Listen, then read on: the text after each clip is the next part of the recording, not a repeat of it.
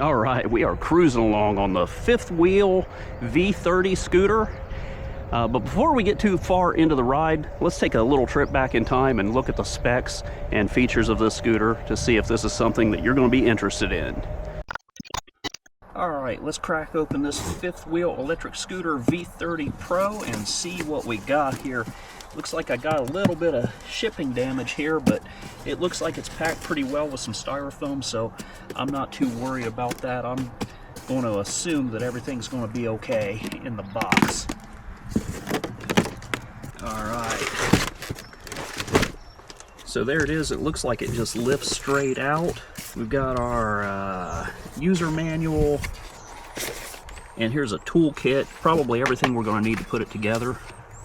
Looks like the handlebars have a cable that you put together, and then it slides down in this tube here.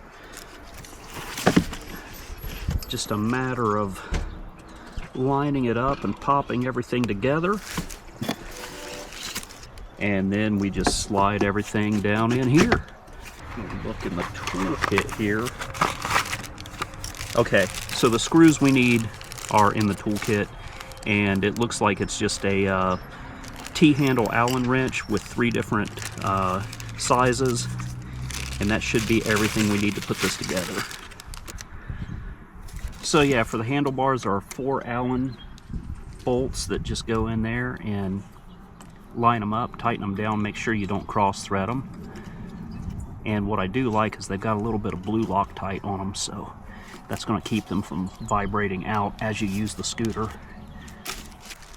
Probably would have been easier to just pull the scooter out and put the handlebars on after I got it out, but why do things the easy or right way when I can do it my way? Well, alright, assembly is done. I had assembly done before I even pulled the bike all the way out of the box.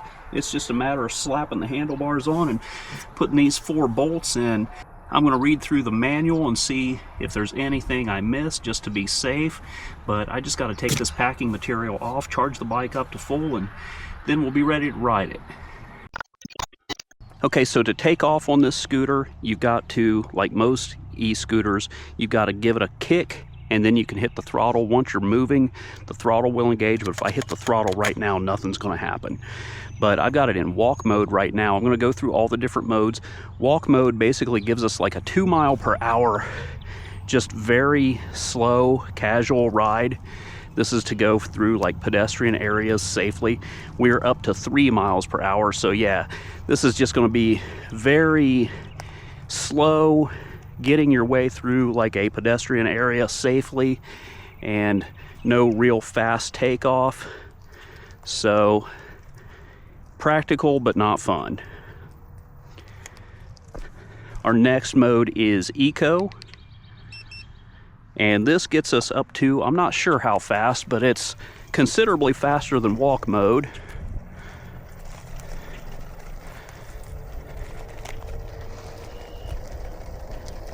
$10 miles per hour on the speedometer. Yeah, it looks like it caps out at 10 miles per hour.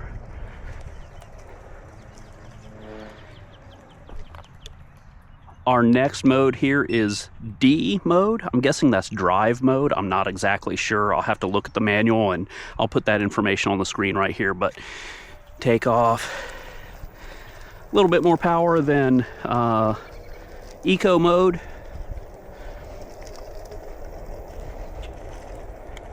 A little too much power for this little parking lot here.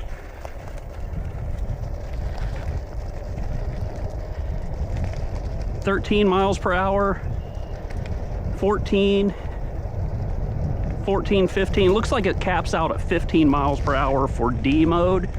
I'm gonna keep going down this way because I think I'm gonna need a run to get up into sport mode at its top speed.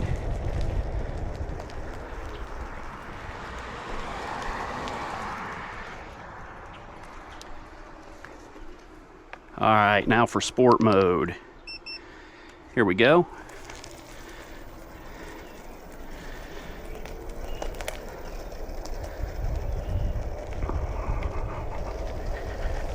We're at 13, 14, 15, 16, 17, 18. Looks like 18 miles per hour is where we ran out of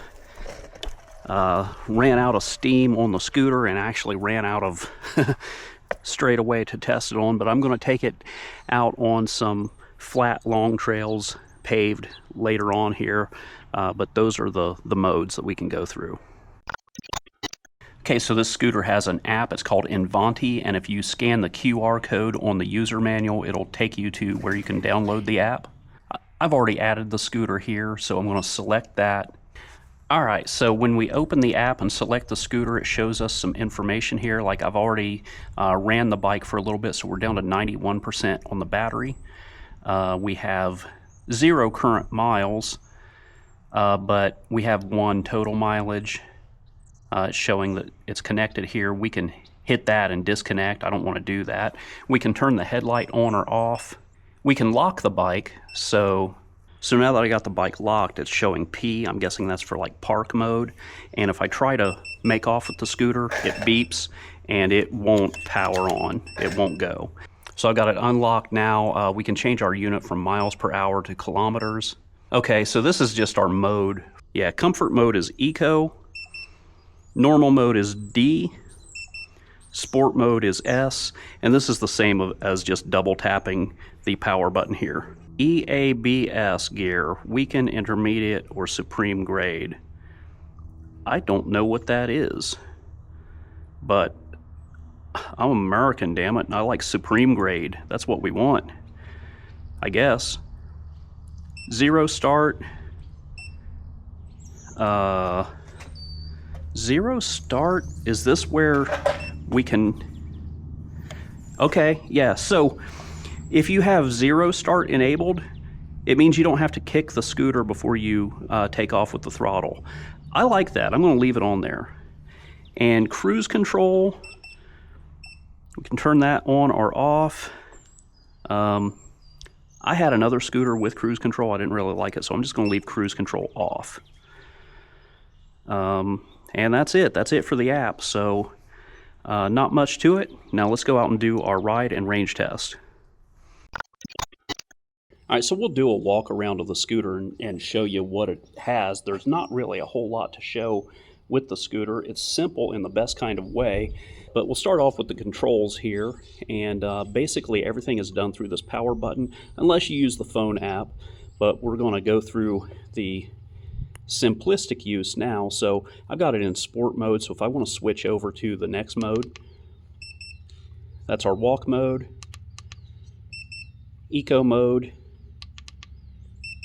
drive mode, and back to sport mode. And as you can see, I've got Bluetooth turned on, and it is linked with my phone right now. Tapping the power button once turns the headlight on, tapping it again turns it off, and as you can see, that also turns on a tail light. These handlebar grips are pretty comfortable.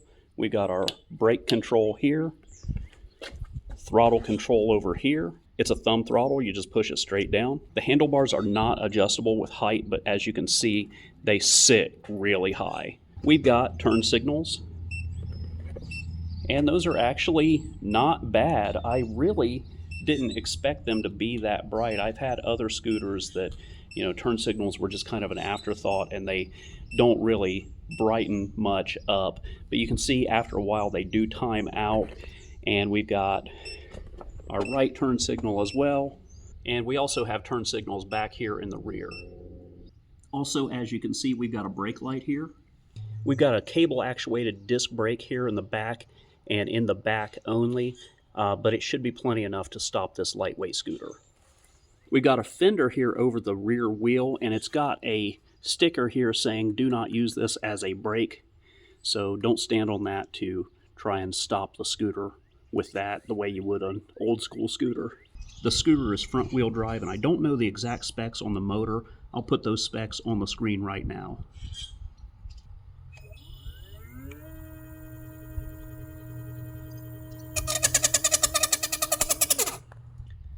And both wheels are solid rubber, so you'll never have to worry about a flat or changing out an inner tube. There's a locking mechanism here to fold down the handlebars, and I'll do my best to unlock that with one hand. So you unlock it like that, fold it back, and right here we've got a clip that flips out, and that folds down and hooks right here for easy carrying.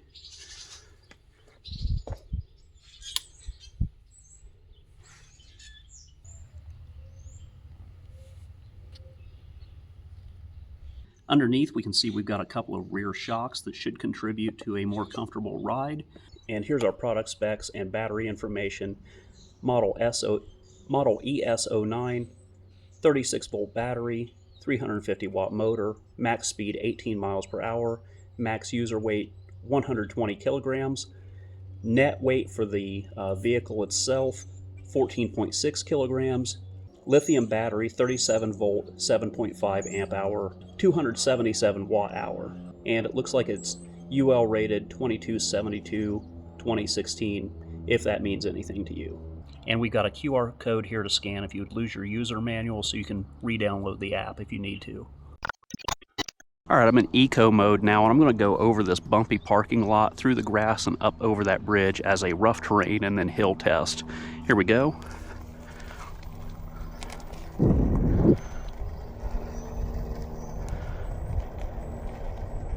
It's handling the rough road okay. It's going through the grass all right. Now for the hill, it's really starting to putter out in eco mode, and it kind of lost it before we made it all the way through the grass. So let's go up a level. This is D mode.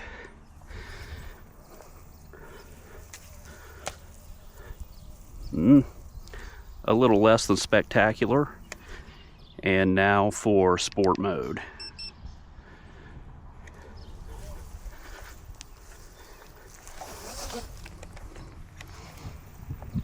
Yeah, still not much. Okay, so in grass, this scooter is definitely not made for that kind of riding. Up the hill, yeah, not really made for hill climbing either. So this is definitely a flat ground ride. Going downhill does that really well. But yeah, through grass, it kind of starts to lose its traction and not go very well. So with that, I'm now doing a range test for this scooter, and I've taken it about a mile so far into this ride, and I'm going down to the 4-mile mark and turning around. So when I get back to the beginning of this ride, it should have us at right around 8 or 9 miles for our total trip, and that's how I'm going to judge the battery life. I'm running the whole trip in sport mode at 18 miles per hour. If you would ride in a lower mode, you would definitely get more battery life. But yeah, this is kind of a worst case scenario ride, though. It's really not all that windy today, so that's a good thing. And I should state that I weigh about 200 pounds. Today I'm carrying minimalist gear, just a single action camera, so that's not going to contribute much more to the weight. But anyway, here we go. Let's have a nice ride out at the lake today and see how she does. As far as fitting on the board, my feet fit mostly comfortable on there. I do have to have one of them turned to fit them both on there, as you can see, but overall, not a bad ride. So the scooter does ride pretty nice, but it does have thin tires and they are solid rubber. The good thing is you never have to worry about a flat with that, but you know, it does require a little extra mindfulness as far as making sure you're staying balanced. Other than that, it rides pretty good. The rear shock seems to be doing a pretty good job of absorbing all of the bumps in the road, also contributing to a fairly comfortable ride. But we're going to test that out when we go up to a really bumpy part in the trail coming up here pretty soon. Okay, so I'm at the 3.5 to 4 mile mark here. I am down 4 bars out of 5. Now, it was at 3 bars when I was riding it. Keep in mind that I weigh 200 pounds. I've been riding this entire trip at full speed. I'm going to head back to the beginning now, and we're going to get a final range test when I get back.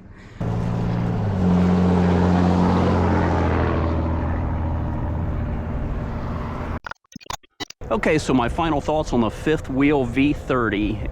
Overall, I really like it. It's a lot of fun to ride. It's not a speed demon by any means, but it is actually very practical and somewhat lightweight. So if you are looking for portability, this might be your thing.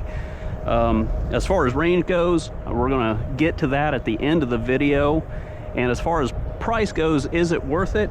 Well, right now I can't really say that because we're in the midst of these tariff wars, so I might give you a price on this thing and then you go to the website and it'd be completely different. I can't speak on that and I don't want to get political, so there's going to be a link in the description. Follow that link to see if the price is worth it to you or not. Anyway, that's all I got for now. Thanks for watching, and I'll see you next time. And when I get back to the beginning of the ride, we're going to do a final range check-in, so stick around for that. All right, for our final range check-in here, we are at 3 bars out of 5. Keep in mind that this was teetering between 2 and 3 bars when I pulled into the parking lot here, so I would say it's probably more realistically like 2 bars.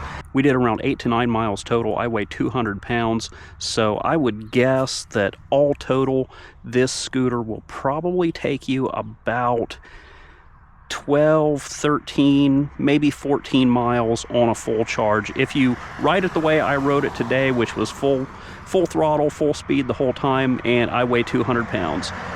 Anyway, that's going to wrap it up. Thanks for watching, and I'll see you next time.